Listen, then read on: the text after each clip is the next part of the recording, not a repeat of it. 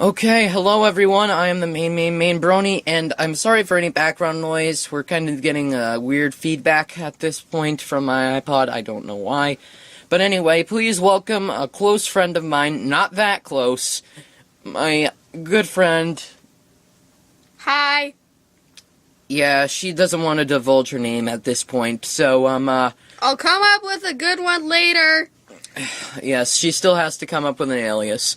But anyway, so, I just wanted to go out and say it. I am not going to be able to have a regular schedule with these videos. I know I've been saying I will try to get them out every third day, but that's just not going to be possible from now on. It's just... things happen, and there's other stuff I want to do besides this YouTube channel, and it gets really kind of hard to know which ones I want to do, when I want to do them. It takes a while getting used to having a YouTube channel. So but anyway, you aren't here to hear about my personal life. You are here to hear Project Sunflower, Chapter 3, Decisions. It was an hour later, and Dr. Velchek was beside himself with joy as he escorted Erin into yet another conference room. He was talking a steady stream of encouragement and reassurance, which Erin barely listened to. She felt almost like she was walking through a daydream. This all felt so unreal. It felt surreal to Erin to be sitting there and calmly discussing having her entire body redesigned and manipulated into that of a pony. She couldn't believe she was actually planning on doing this. A small part of her mind was screaming warnings at her, and she did her best to block that voice out. "Very well," he said once everyone was seated. "We can now get into more of the details involved in this project, which we are calling... Project Insertion? Really? That's the best we've got?" He sighed and shook his head. "All right then. We're going to have each head go through and give you a brief summary of what we're doing. First things first. Maggie?" Thank you, Paul. She turned to address Erin, passing her a tablet. Erin took it, but didn't turn it on. It seemed to be a fairly ordinary tablet, touchscreen like everyone else in the world had these days. That tablet has all of the data we've collected from Pony World up to this point. All video, all pictures, all scientific data, as well as all of our best guesses as to what Pony Society is like. Please study that in depth, and don't allow anyone else to see it. It's key to your thumbprint. Please turn it on now. Erin pressed her thumb to the corner of the screen, which immediately lit up. The logo Project Insertion came up on the screen, with the words Top Secret, Authorized Personnel Only, written in red underneath. Thank you, Dr. Henson, she said, tapping on the logo. It vanished, to be replaced by an index. There were several sections, including a video section, a data section, an analysis section, and a section on various pony tattoos. "Oh, please," she said, smiling. "Now that we're working together, you can call me Maggie." Erin smiled back. "Thank you, Maggie," she said. "You're quite welcome, dear." "You can continue to call me Doctor," said Dr. Edwards tersely. "I'd like to get my part of this out of the way, if you don't mind. I have to get back to my labs as soon as possible. We're still developing the implants we're going to be using for this little field trip, and I will need all the time I can get in order to get them completed on time." "Certainly, Dr. Edwards," said Dr. Velchek after a slightly awkward pause. "Please continue." "Very well. Young lady, open the tablet under the part of the index titled Cybernetics. I'll take you through a brief rundown of what we're hoping to accomplish." Erin did so, feeling a little intimidated by the crabby scientist. "You'll see that, for the most part, the implants will be chemical analyzers of various sorts. You will have several in your digestive system, analyzing the chemical and nutritional content of the food you eat. You'll have further sensors in your nostrils and lungs, analyzing everything from the composition of the air you breathe to the pollen and dust that you manage to inhale. Your eyes will be given a boost. They'll have spectral analyzers built in, so you can measure various sorts of radiation beyond those normally visible. Don't worry, you won't be distracted by any of that. You will perceive only the normal information that your current eyes do. However, we were also told to give you whatever physical advantages we could, so you will be able to, at will, tap into both night vision and infrared vision. Also, your eyes will be able to see far more clearly at further distances than any organic eye would be able to.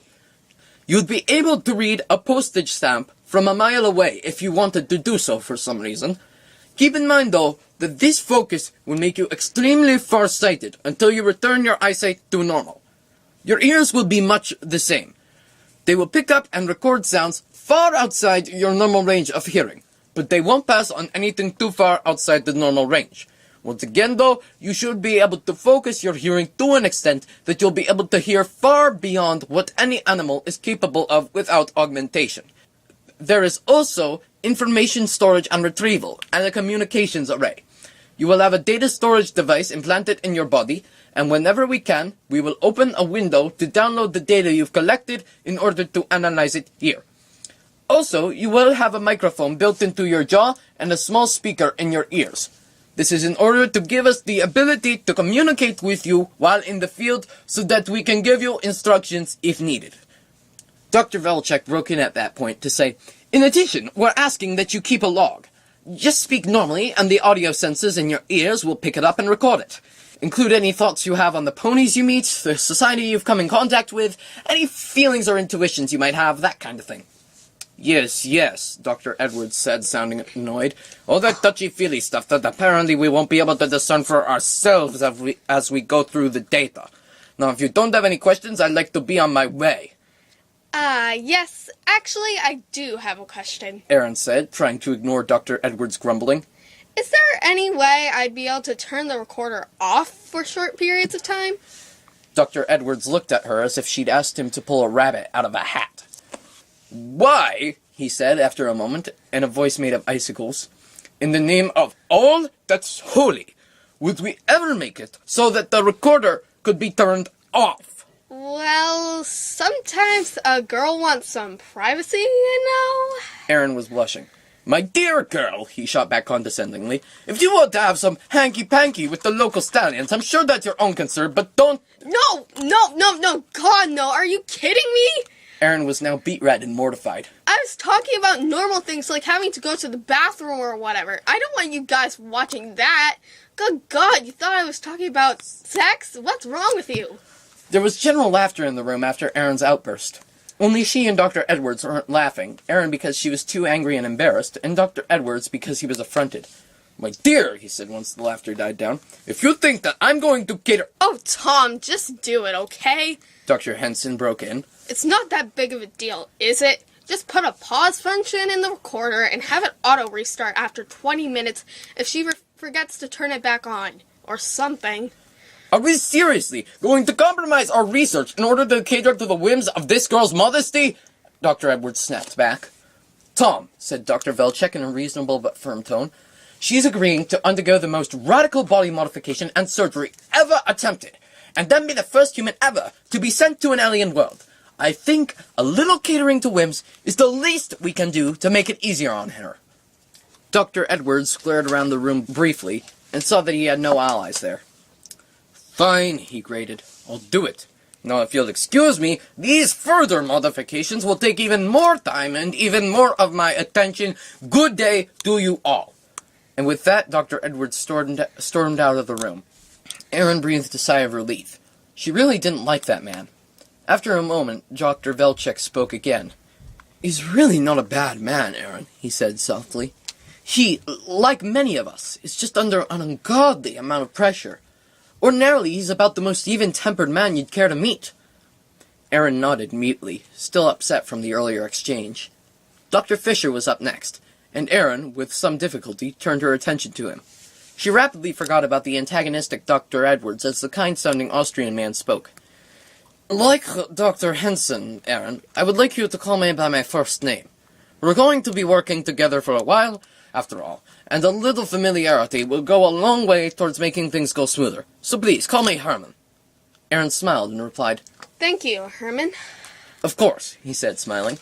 "Now, my team is in charge of designing and building the actual body that all of Dr. Edwards' lovely toys will go into. We started with a basic design based on the ponies you would find here in our world, but we rapidly ran into problems. As you watch the videos, you will see that the ponies of the other world have fantastic degrees of dexterity, both in their limbs and hooves, as well as with their jaws and mouths. The plain ponies, as well as the winged ones, don't have telekinesis to move things about, and yet they manage to carry and build things all the same. It took a considerable amount of work for us to be able to design joints, muscles, and tendons that not only could duplicate the pony's actions, but would also look like theirs. In addition to this, as Dr. Edwards mentioned, we were told to give you all the benefits that we could in order to ensure your safety. To that end, you will be physically much stronger than any creature that size has a right to be, able to lift several times your own weight easily. You will have endurance and speed far beyond what you would ordinarily have. In addition, your skeletal structure will be enhanced to be able to support the weights and speeds that you will be capable of. Furthermore, your reflexes, coordination, and muscle memory will be enhanced as much as possible. It shouldn't take you long at all to get used to your new body and to pick up any tricks you need to once you actually arrive in Pony World. And one last thing. We've seen the ponies eat vegetation, and apparently some kind of breads. However, we're not sure what else they may eat. Rather than making you a pure vegetarian, we've made your digestive system capable of processing almost anything organic. You won't be able to be poisoned, and you won't starve as long as there is something organic nearby that you can actually chew and swallow. What about the flank tattoo? Erin asked. What will that be? From what I understand there, you will be allowed to pick whatever it is you like from a pre-approved list that you should find on that tablet that Maggie gave you. Oh. Erin glanced at the tablet again, suppressing an urge to start going through it right away. That is, in summary, what we're planning on having as the end result. Did you have any questions? Yes. Erin considered for a moment, then asked, Can you tell me exactly how this is going to work? What are you going to do to me? Well, basically, what we do is we program the nanomachines with the end result we have in mind. Then we put you in a nutrient solution that is filled with these nanomachines. They enter your body, and they change you on a cell-by-cell basis. In addition, the actual surgery will be automated, but overseen by the best doctors we have. Once your skeleton is rendered malleable, it will be manually reshaped by the various robotic limbs in the vat. Erin stared at him in disbelief. Did this guy just say her skeleton would be rendered malleable? It made sense, but her stomach flipped over gently at the thought, and she did her best to put it out of her mind as the doctor continued his explanation. It works in stages. Each stage that passes, you will be a little less human-like and a little more pony-like. Altogether, the process should take about, 2 weeks. 2 weeks? Erin's desire to run, screaming, out of the room ratcheted up another notch. And will it hurt? Oh, no, my dear, of course not. Dr. Fisher shook his head empathetically. For you, the time will pass like nothing. You will be unconscious the entire time while we tend the processes and make any adjustments needed. You will simply go to sleep on one day, then wake up on another as a pony. The process to reverse the change will work much the same way. Only this time we'll have a template to go off of, so it will be much smoother. We would be able to return you to your current form in about a week or so. And if you like, said Dr. Velchek, we can include some of the upgrades that you will have had as a pony. The enhanced reflexes, strength, and so on. Consider it a positive side effect if you want. Erin considered that for a moment.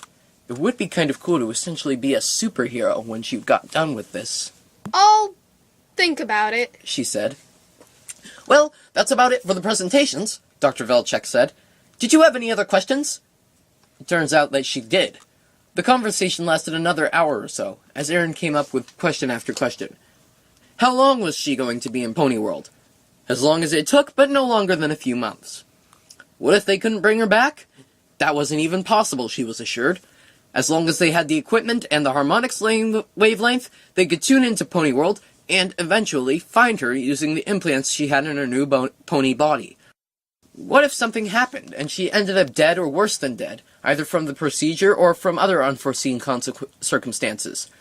In that case, her parents would be informed, and, if she was still alive, she would be cared for as best as they were able to do for the rest of her life. Also, she would be remembered as a hero. What kind of things could she discuss with the ponies?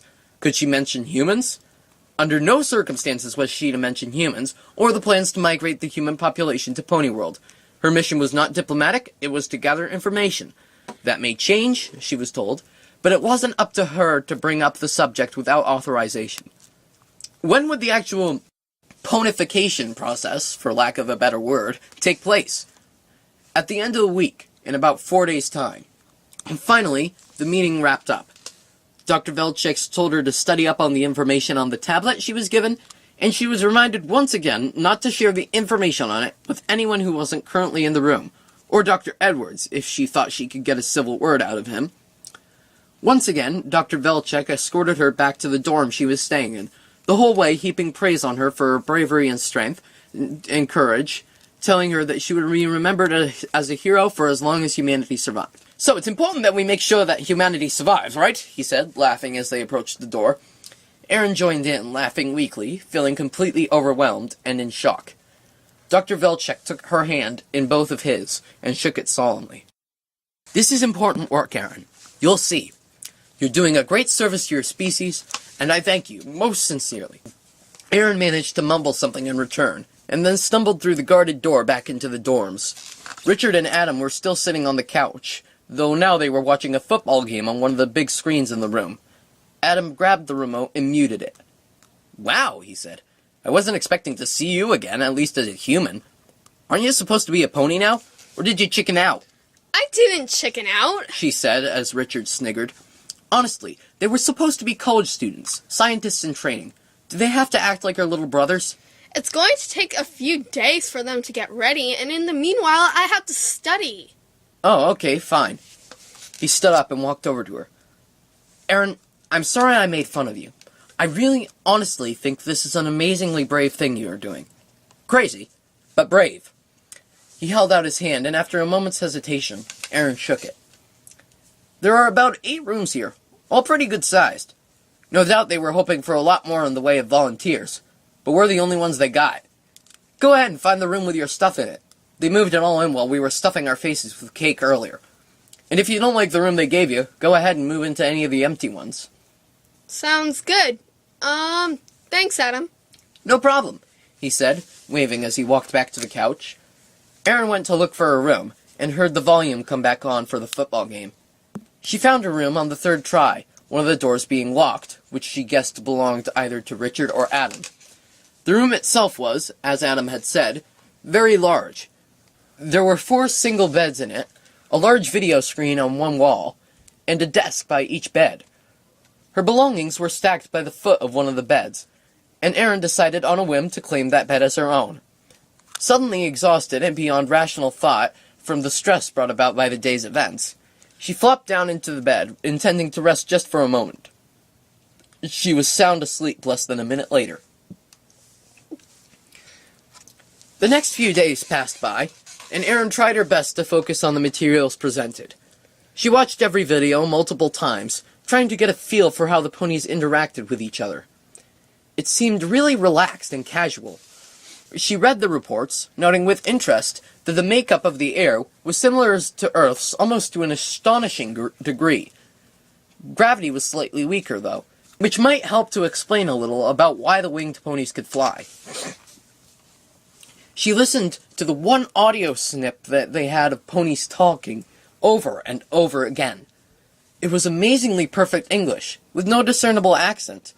Just one pony, walking by, saying to another, "And she makes the most amazing muffins I've ever eaten."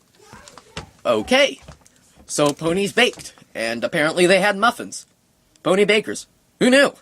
That was definitely just something she'd have to check out. As the days passed, Dr. Fisher and Dr. Velchik would pester her from time to time, asking her about the flank tattoo that she'd want. She went through the list of approved ones over and over again, but none of them really seemed to call out to her. She was on the verge of just picking one at random, when she decided to take a sanity break and just browse the internet for a while. She had no access to email or social networking sites. That was all heavily regulated as soon as she came on board Project Harmonic's main compound. However, there were a few approved news outlets that she was allowed to browse through. Figuring that this would be the last chance she had in a while to get caught up on current events, she started reading. That's when it happened. She clicked on a link to a news story, and suddenly her screen filled up with a field full of sunflowers. The title of the article was Our Vanishing Land. Erin read the first few lines of the article. As the black tide continues its seemingly unstoppable march across our planet, and our government seems powerless to stop it, more and more people are clamoring for an escape route. As they should, since protecting humanity's survival is of paramount importance. But what of our wildernesses? These are slowly vanishing, consumed by the tide in the single largest multi-species extinction event ever to have occurred on our planet. As plans advance for the possible evacuation of the human race, are any plans being made to save our precious plant and animal species? We're talking today to Dr. Ann Richter, head of the Conservation Committee. Erin stopped reading and returned her attention to the sunflowers. They were so vital, so alive, growing in a vast field that seemingly stretched all the way to the horizon. This field, along with everything else on the planet, would soon be wiped out by the black tide. Intellectually, she had known that for years. But looking at this field, she felt a spark of despair. Nothing she could do could save this field of flowers. It would be consumed by the tide, like everything else. Something moved in Erin's heart then. She may not be able to save this field, but sunflowers would grow again. Her work with Project Harmonics would make sure of that. She felt a growing determination, and a sense of brightness about that thought. And suddenly, she knew what she wanted for her flank tattoo. It wasn't on the approved list, but she didn't care. It was going to be a sunflower. End of discussion. She left the dorms, one of the ever-present guards falling in behind her as she walked down the brightly lit hallways of the Harmonics compound, quickly reaching her destination of Dr. Fisher's office in the Project Ascent lab. After a short wait, she was escorted in, and was surprised to see both Herman and Dr. Velchek waiting for her in his office. They both greeted her warmly. "Ah, my dear," Dr. Velchek said, pumping her hand with both of his, as was his habit. "Have you finally decided on your flank tattoo? You know we're starting the process tomorrow." Yes, Dr. Velchek, I have. "Excellent. What did you pick? The corn? Perhaps the wheat stalks?" No. She said, then held up the tablet with its field of sunflowers. I want this. The two scientists exchanged a glance. "Well, it's not on the approved list, my dear," Dr. Velchek began. Erin shook her head and cut him off. I don't care. It's going to be a sunflower. It just feels right. This article and this picture, it moved me. It hit me when I looked at this picture. This field may be gone in a few years' time, but a new field can be planted. And it can be just as beautiful as the original, if not more so. To me, this picture means hope, and it means renewal. Everything that Harmonics represents to me. You said to trust my intuition? Well, my intuition says it's got to be this. "Well, it seems appropriate enough," said Dr. Fisher. "After all, plants are pretty common, and I don't recall seeing another pony with a sunflower, which was the primary criteria for the initial selection of flank tattoos." Dr. Velchek considered for a moment, then nodded. "Very well, my dear. If it's a sunflower you want, then it's a sunflower you'll get." Oh, it is, Erin said, nodding vigorously. And if you don't mind, I have another suggestion regarding the name of this particular project. I seem to remember you weren't too pleased with Project Insertion. Well, how about Project Sunflower, for hope and for renewal, and to remind people what's at stake? Dr. Velchik stared at her for a moment, then started booming with laughter. "That is an excellent suggestion. Project Sunflower it is." They talked for a bit longer about the next day's upcoming events. Erin knew it all by heart, of course. She was to be here, ready to go, by 10 o'clock sharp. She'd be allowed to send a last letter to her parents, omitting certain details, of course, which would be sent as soon as she entered the nutrient bath in the Ascent Labs. Then in approximately 2 weeks, she'd awaken in a new body and undergo training in how to use it. Then, when she was ready, she'd be sent through the first available doorway they were able to make and take her first steps into Pony World. Erin figured it was too late to back out now, even though the thought had occurred to her more than once over the past few days. At the very least, picking out her flank tattoo had made her feel more comfortable with the decision, as if she were taking some control over her destiny. Finally, she went back to her room. Richard and Adam were there, of course, playing video games and loudly trash-talking each other. Erin decided to take the rest of the night off, and asked if she could join them. After all, she had all the information on that tablet practically memorized by now. She was as prepared as she could be, apart from still being human. After a few hours of playing around, she decided to go to bed. She was pretty sure that she was too worked up about tomorrow's events to sleep. She lay down anyway. It turned out she was right. It took her almost 3 hours to fall asleep. Her alarm woke her up at 8:30 the next morning. Grumpily, she shut it off. She'd had nowhere near enough sleep and was feeling groggy. She made her way into her personal bathroom and showered, then got dressed in her most comfortable jeans and a sweater that had her high school mascot on it, the Mustangs. She'd never made that connection before, and now she found it oddly funny. She exited the room and found Adam in the kitchen, cooking away. "Ah, good morning," he said. "How do you like your eggs?" You're cooking for me? She asked, surprised. "Seems like the least I can do. Today's your last day as a human, right? At least for a while. I wanted to do something nice for you before you left." Oh, you don't have to. "Come on, please. I've already gotten started. Besides, you're kind of my hero for doing this," Sheesh. she said, blushing. Laying it on a little thick there, aren't you? Scramble then. "Scrambled it is. I can do scrambled. In fact, I'm a natural when it comes to scrambling eggs." They talked about small things while he cooked. Where they were born and raised, what their families were like, where they each went to school. Eventually, breakfast was served. Scrambled eggs, ham, toast with grape jam.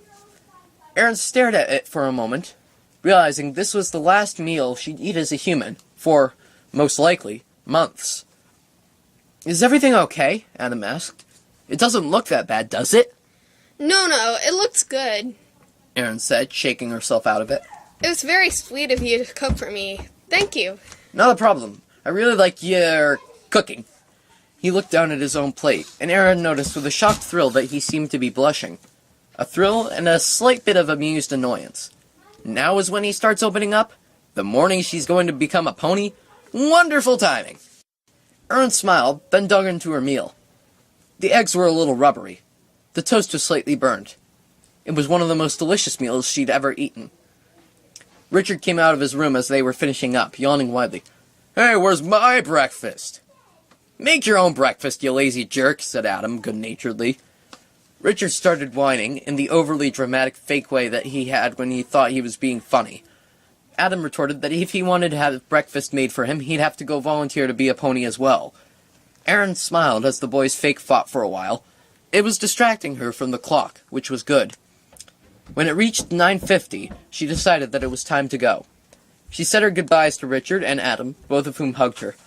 Though Adam hugged her slightly longer and whispered, "Stay safe," into her ear as they separated. Erin felt like crying a little as she left. She was no good with goodbyes. Waving one last time, she turned and walked out the door. Well, there you go, Project Sunflower Chapter 3. Please leave a like and subscribe if you want to hear more. And, stay brony. Bye!